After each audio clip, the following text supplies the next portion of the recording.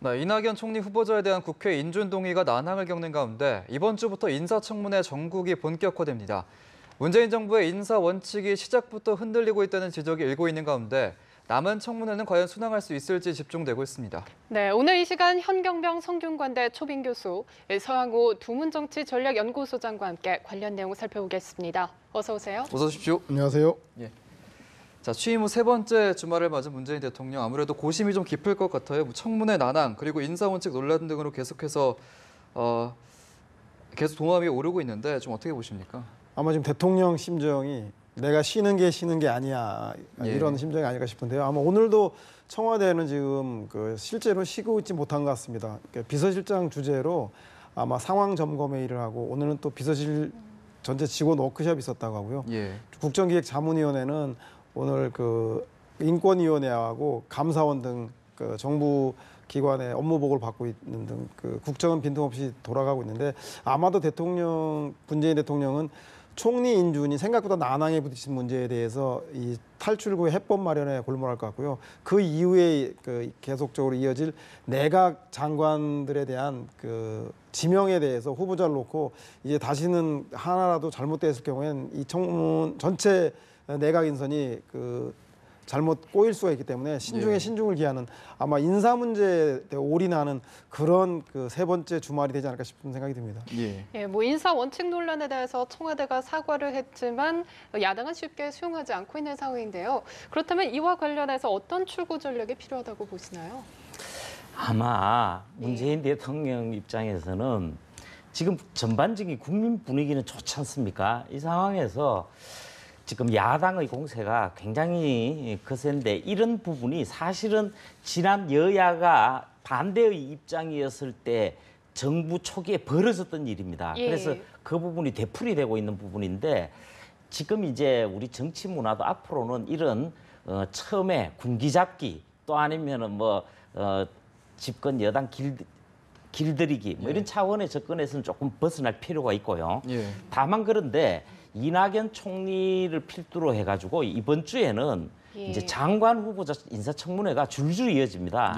그런데 지금 임명된 분들만 해도 강경화 외교부 장관 또 그리고 김상조 공정위 장관 위원장이죠. 장관급인데 이런 분들도 계속 의혹이 나온단 말이에요. 그래서 이런 부분에 대해서 더 인사검증에 철저해야 될 것이고 사실은 지금 인수위 없이 집권하다 보니까 그리고 또 정부를 운영해야 되니까 이렇게 측면은 있지만 인사청문회에서의 난항을 생각한다면 더 신중한 그러니까 특히 더 인사 검증을 해야 되는 부분이 필요할 것 같아요. 인사 논란과 관련해서 오늘 오전에 더불어민주당 우원식 원내대표가 기자회견을 열고 야당의 이제 대승적인 협조를 구했는데 어떻게 국면 전환에 좀 도움이 될 것으로 보세요?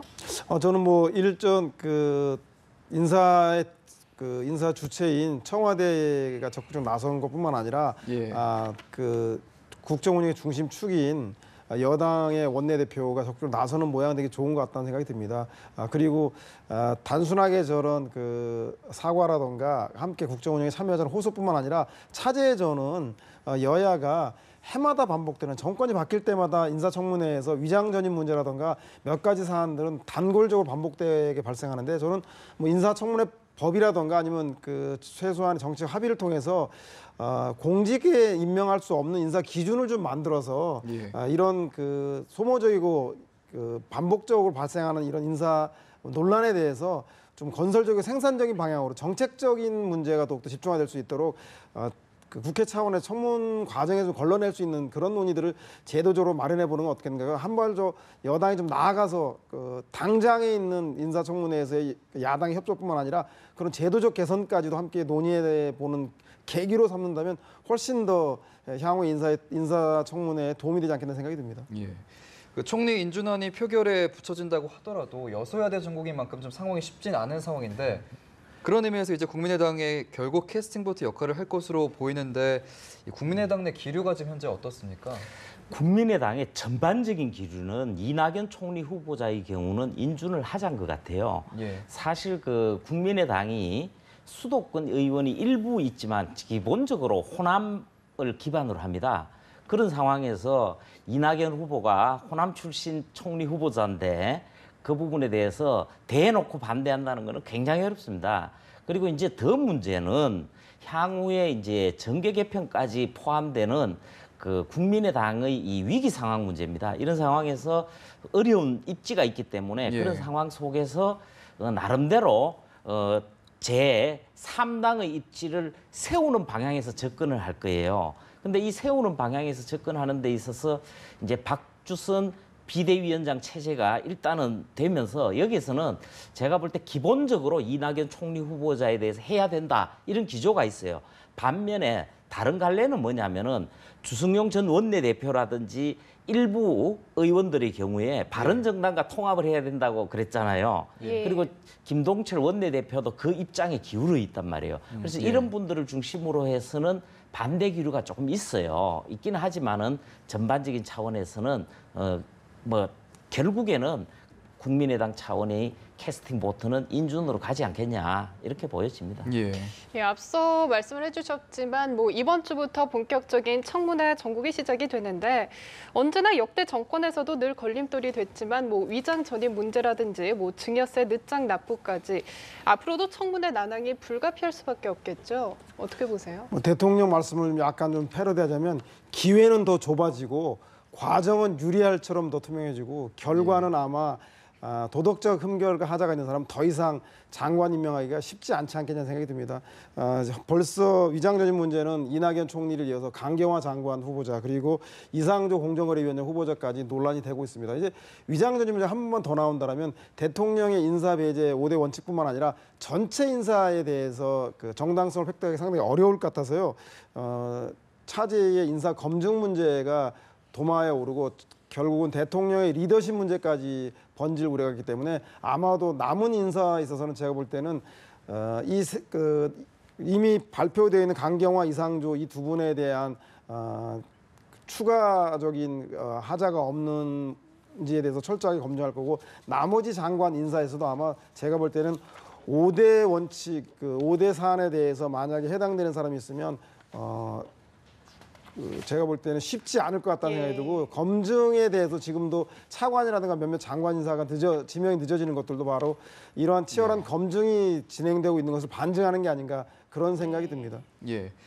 강경화 후보자 같은 경우에도 이제 청와대에서 먼저 위장 전입 문제를 공개하면서 좀 투명성을 강조했던 문제인데 지금 좀 상황이 많이 복잡해졌고 자, 지금 상황에서는 이제 청와대 인사검증 시스템에 문제는 없는지 이런 얘기도 좀 나오고 있거든요. 어떻게 보세요? 아니 문제가 있는 걸로 돼버린 것 같아요. 예. 먼저 이제 문재인 대통령께서 그 대선 진행 과정에서 그 인사 기준의 5대 원칙을 제시를 해버렸잖아요. 예. 그리고 또 그 5대 원칙에 어긋나는 후보자들이 인선이 되면서 사실은 엇박자가 좀 났고 또 이후에 인사검증을 나름대로 하면서 진행했다고 하는데도 아까 말씀하신 것처럼 그런 결함들이 나왔단 말이에요. 사실 저도 이 그 인사청문회 자료를 다 본 적이 있고 저도 한번 작성을 해봤어요. 굉장히 정교합니다. 문항이 한 200개가 넘고 예. 가족관계, 병역, 전과, 재산, 납세, 합격력, 직무윤리, 사생활 등등에 이르기까지 굉장히 정교하게 나눠져 있습니다. 예. 이거를 후보자 본인도 작성해야 되고 그 여러 정보기관이나 관련 기관에서 이걸 검증을 해요. 그렇게 하고도 이번에 강경화 장관이라든지 김상조 위원장 같은 경우도 추가 의혹이 또 나온 거거든요. 그만큼 인사 검증이 부실한 부분을 가지게 됐습니다. 그런데 아까도 말씀드렸지만은 이번에 인수위 없이 진행이 되고 또 빨리 정부 구성을 해야 되는 과정에서 예.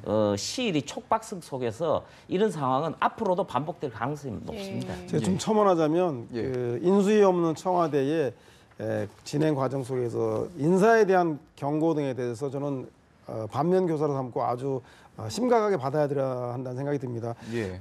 위장 전입 문제만 해도 아까 말씀드린 대로 이미 그 강경화 후보자에 대해서는 미리 파악했지만 이낙연 총리 후보자하고 이상조 공정거래위원장 후보자에 대해서는 김상조 예. 죄송합니다. 김상조 공정거래위원장에 대해서는 지금 검증 시스템에서 확인조차 못했던 걸로 드러나고 있고 예. 또 인사뿐만 아니라 누리과정 예산에 대해서도 교육부에서는 전에 국고로 한다고 하는데 기재부에서는 전혀 검토되고 논의된 바 없다는 정도로 엇박자가 나고 있습니다. 따라서 제가 볼 때는 인사뿐만 아니라 새 정부 초기에 높은 지지율이 발휘될 때 보다 더 조심하고 치밀하게 국정 운영을 진행하지 않으면 자칫 잘못하다가는 오히려 국민 기대치가 큰 만큼 지지율에 대한 실망도 커져서 예. 지지율이 급전직하될 우려가 있다는 생각이 듭니다. 그런 의미에서 오늘 비서실장 주재라는 청와대 전체 직원 워크숍은 시의적절한 것 같고요. 인사뿐만 아니라 국정의 전반적 사항들을 점검하는, 그래서 긴장의 끈을 놓치지 않는 그런 상징적인 일로 받아들여야 될 것 같다는 생각이 듭니다. 예.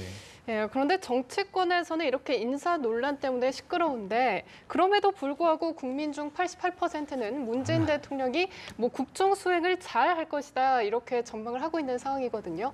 그렇다면 국민들의 입장에서는 이번 인사 문제가 그렇게 뭐 심각하게 체감하지 않고 있다 이렇게 해석을 해야 될까요? 어떻게 보세요? 예, 그렇게 봐야 됩니다.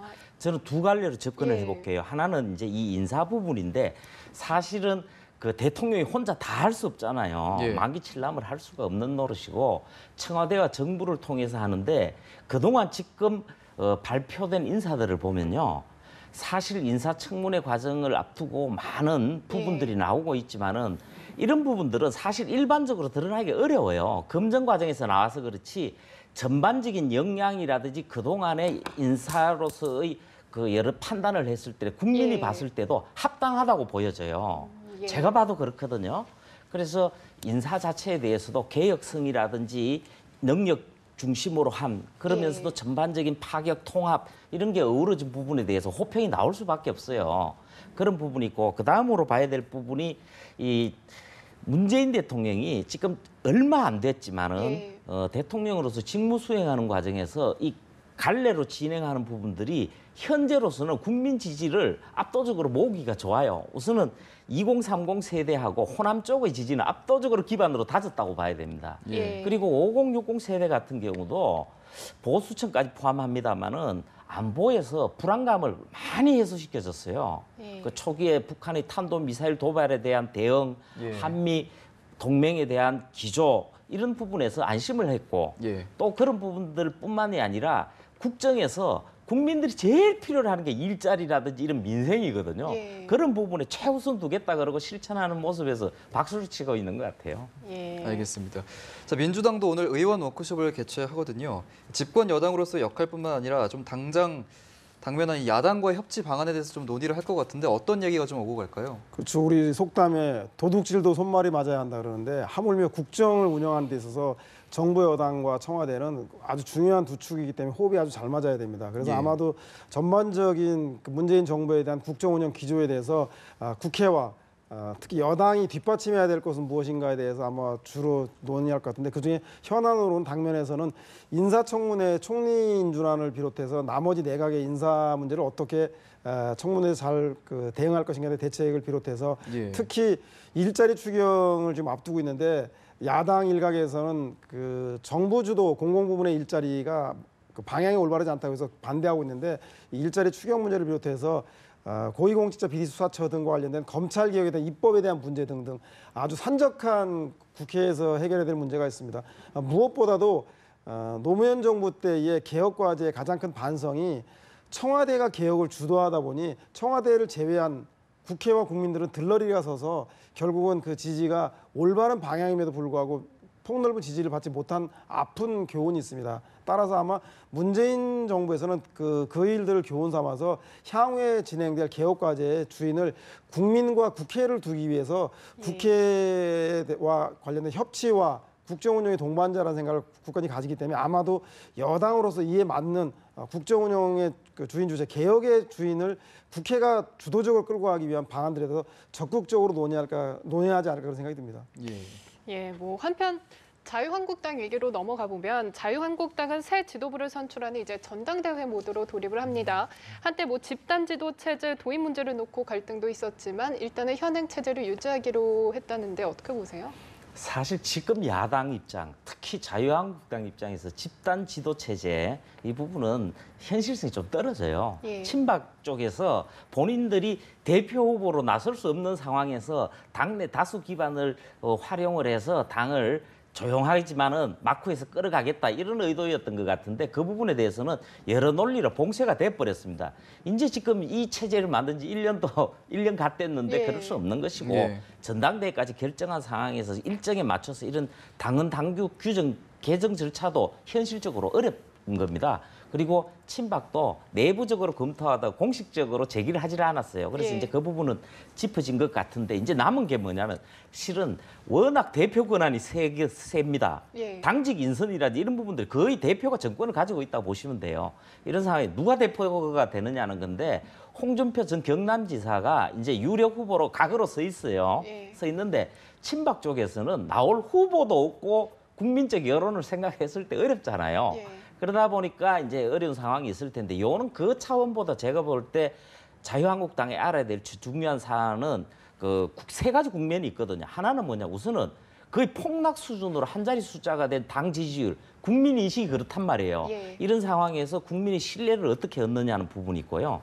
그리고 또 한 부분이 바른 정당과의 재통합 문제입니다. 예. 예. 이걸 하질 않으면 내년 지방선거는 거의 어렵습니다. 예. 그리고 향후에 정계 전체를 놓고 벌어질 정계 개편 상황에서도 자유한국당이 주도권을 발휘하기 어려운 상황에서 예. 확실한 어떤 보수적 이미지까지 세우는 문제, 이런 과제가 남아 있는 거죠. 예, 자유한국당 입장에서 상당히 머리가 복잡할 것 같은데 이제 대선 패배 후에 미국으로 떠났던 홍준표 전 경남도지사가 다음 주쯤에 들어와서 이제 당권 도전 선언 공식화할 것으로 보이는데요.